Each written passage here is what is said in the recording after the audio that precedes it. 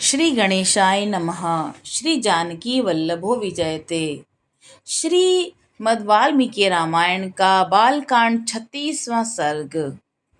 देवताओं का शिव पार्वती को सूरत क्रीड़ा से निवृत्त करना तथा उमा देवी का देवताओं और पृथ्वी को शाप देना। विश्वामित्र की बात समाप्त होने पर श्री राम और लक्ष्मण दोनों वीरों ने उनकी कही हुई कथा का अभिनंदन करके मुनिवर विश्वामित्र जी से इस प्रकार कहा। ब्राह्मण, आपने यह बड़ी उत्तम धर्मयुक्त कथा सुनाई है। अब आप गिरिराज हिमवान की ज्येष्ठ पुत्री गंगा के दिव्य लोक और मनुष्य लोक से संबंध होने का वृत्तांत विस्तार से सुनाइए, क्योंकि आप विस्तृत वृत्तांत के ज्ञाता हैं। लोक को पवित्र करने वाली गंगा किस कारण से तीनों मार्गों में प्रवाहित होती हैं? सरिताओं में श्रेष्ठ गंगा की त्रिपथगा नाम से प्रसिद्धि क्यों हुई? धर्मज्ञ महर्षि, तीनों लोकों में वे अपनी 3 धाराओं के द्वारा कौन कौन से कार्य करती हैं? श्री राम जी के इस प्रकार पूछने पर तपोधन विश्वामित्र ने मुनि मंडली के बीच गंगा जी से संबंध रखने वाली सारी बातें पूर्ण रूप से कह सुनाई। श्री राम, पूर्व काल में महातपस्वी भगवान नीलकंठ ने उमा देवी के साथ विवाह करके उनको नववधू के रूप में अपने निकट आई देख उनके साथ रति क्रीड़ा आरंभ की। परम बुद्धिमान महान देवता भगवान नीलकंठ के उमा देवी के साथ क्रीड़ा विहार करते 100 दिव्य वर्ष बीत गए। शत्रुओं को संताप देने वाले श्री राम इतने वर्षों तक विहार के बाद भी महादेव जी के उमा देवी के गर्भ से कोई पुत्र नहीं हुआ। यह देख ब्रह्मा आदि सभी देवता उन्हें रोकने का उद्योग करने लगे। उन्होंने सोचा कि इतने दीर्घ काल के पश्चात यदि रुद्र के तेज से उमा देवी के गर्भ से कोई महान प्राणी प्रकट हो भी जाए तो कौन उनके तेज को सहन करेगा। यह विचार कर सब देवता भगवान शिव के पास जा उन्हें प्रणाम करके यूं बोले। इस लोक के हित में तत्पर रहने वाले देव महादेव देवता आपके चरण में मस्तक झुकाते हैं। इससे प्रसन्न होकर आप इन देवताओं पर कृपा करें। सुरश्रेष्ठ, यह लोक आपके तेज को नहीं धारण कर सकेंगे, अतः आप क्रीड़ा से निवृत्त हो वेद बोधित तपस्या से युक्त होकर उमा देवी के साथ तप कीजिए। तीनों लोकों के हित की कामना से अपने तेज वीर्य को तेजस स्वरूप अपने आप में ही धारण कीजिए। इन सब लोकों की रक्षा कीजिए, लोकों का विनाश न कर डालिए। देवताओं की यह बात सुनकर सर्वलोक महेश्वर शिव ने बहुत अच्छा कहकर उनका अनुरोध स्वीकार कर लिया। फिर उनसे इस प्रकार कहा। देवताओं, उमा सहित मैं अर्थात हम दोनों अपने तेज से ही तेज को धारण कर लेंगे। पृथ्वी आदि सभी लोकों के निवासी शांति लाभ करें। किंतु सुरश्रेष्ठगण, यदि मेरा यह सर्वोत्तम तेज वीर शुद्ध होकर अपने स्थान से स्खलित हो जाए तो उसे कौन धारण करेगा, मुझे यह बताओ। ऐसा कहने पर देवताओं ने वृषभ ध्वज भगवान शिव से कहा, भगवान, आज आपका जो तेज शुद्ध होकर गिरेगा उसे यह पृथ्वी देवी धारण करेंगी। देवताओं का यह कथन सुनकर महाबली देवेश्वर शिव ने अपना तेज छोड़ा, जिससे पर्वत और वनों सहित यह सारी पृथ्वी व्याप्त हो गई। तब देवताओं ने अग्निदेव से कहा, अग्नि, तुम वायु के सहयोग से भगवान शिव के इस महान तेज को अपने भीतर रख लो। अग्नि से व्याप्त होने पर यह तेज श्वेत पर्वत के रूप में परिणित हो गया। साथ ही यहाँ दिव्य सरकंडों का वन भी प्रकट हुआ, जो अग्नि और सूर्य के समान तेजस्वी प्रतीत होता था।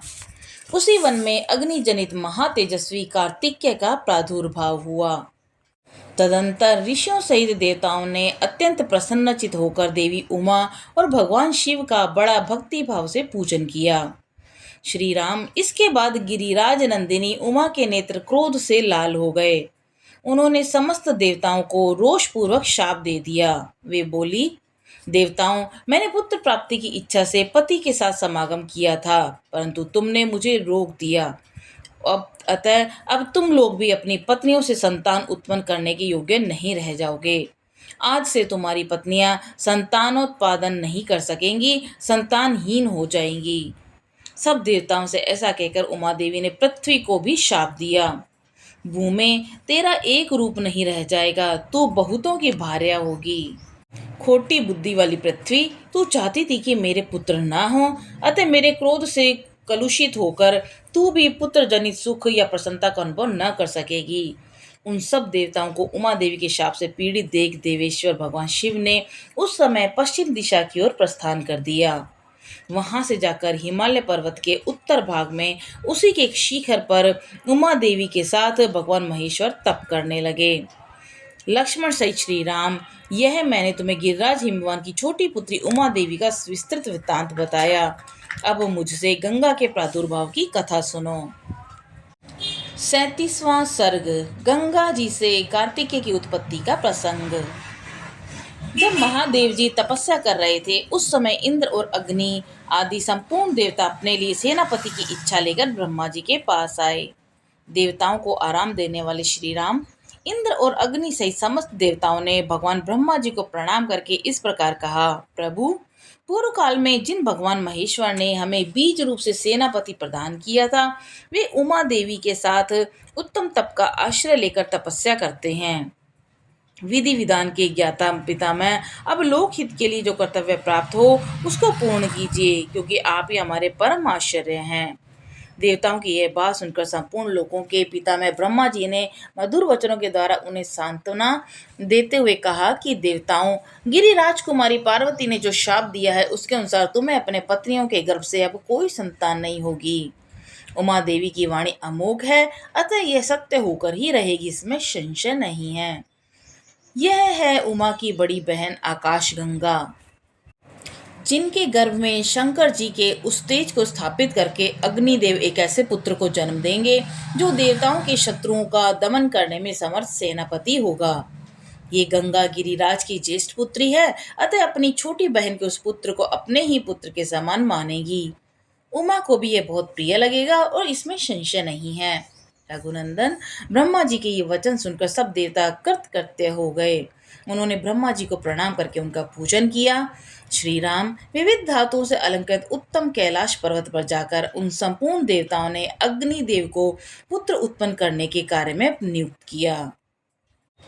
वे बोले, देव हुताशन, यह देवताओं का कार्य है, इसे सिद्ध कीजिए।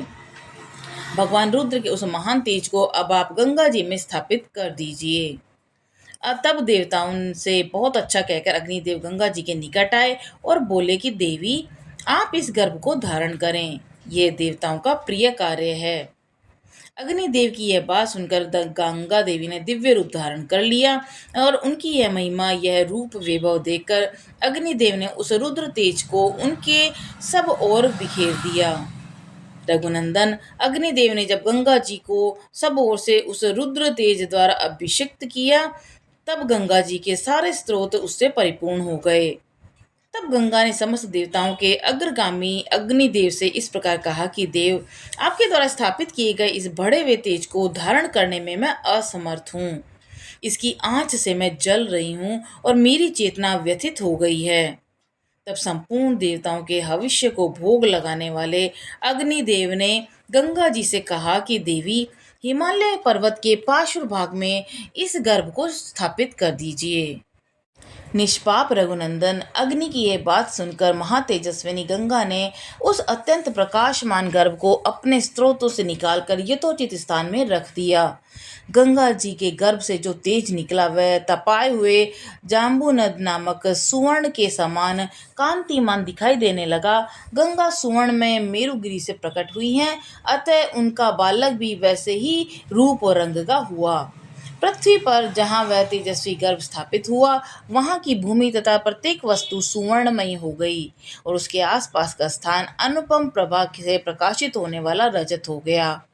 उस तेज की तीक्ष्णता से ही दूरवर्ती भूभाग की वस्तुएं तांबे और लोहे के रूप में परिणित हो गई। उस तेजस्वी गर्भ का जो मल था, वही वहाँ रांगा और सीसा हुआ।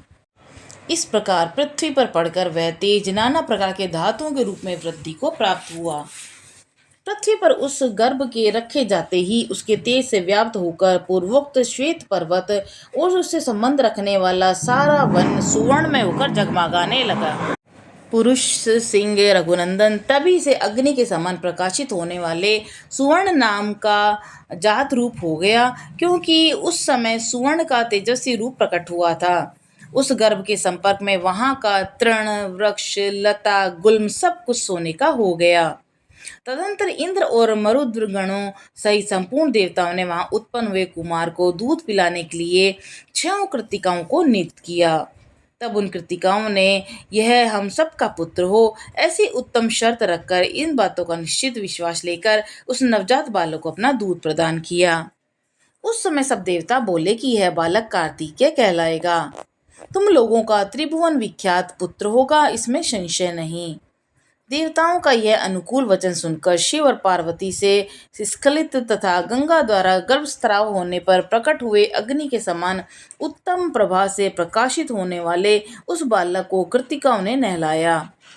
काकुत्स कुलभूषण श्री राम अग्नि तुल्य तेजस्वी महाबाहु कार्तिकेय गर्भस्राव काल में स्कंदित हुए थे, इसलिए देवताओं ने उन्हें स्कंद कहकर पुकारा। तदंतर कृतिकाओं के स्तनों में परम उत्तम दूध प्रकट हुआ और उस समय स्कंद ने अपनी 6 मुख प्रकट करके उन 6 का एक साथ ही स्तनपान किया। एक ही दिन दूध पीकर उस सुकुमार शरीर वाले शक्तिशाली कुमार ने अपने पराक्रम से दैत्यों की सारी सेनाओं पर विजय प्राप्त की। उसके पश्चात अग्नि आदि सब देवताओं ने मिलकर उन महातेजस्वी स्कंद का देव सेनापति के पद पर अभिषेक किया। श्री राम, यह मैंने तुम्हें गंगा जी के चरित्र को विस्तार पूर्वक बताया है, साथ ही कुमार कार्तिकेय जी के जन्म का भी प्रसंग सुनाया है, जो श्रोता को धन्य एवं पुण्यात्मा बनाने वाला है। काकुत्स, यह पृथ्वी पर जो मनुष्य कार्तिकेय में भक्ति भाव रखता है वह इस लोक में दीर्घायु तथा पुत्र पौत्रों से संपन्न हो मृत्यु के पश्चात स्कंद के लोक में जाता है। इस प्रकार श्री वाल्मीकि निर्मित आर्ष रामायण आदि काव्य में बालकांड में 37वां सर्ग पूरा हुआ। बोलो सियावर रामचंद्र जी की जय, पवन सुत हनुमान जी की जय।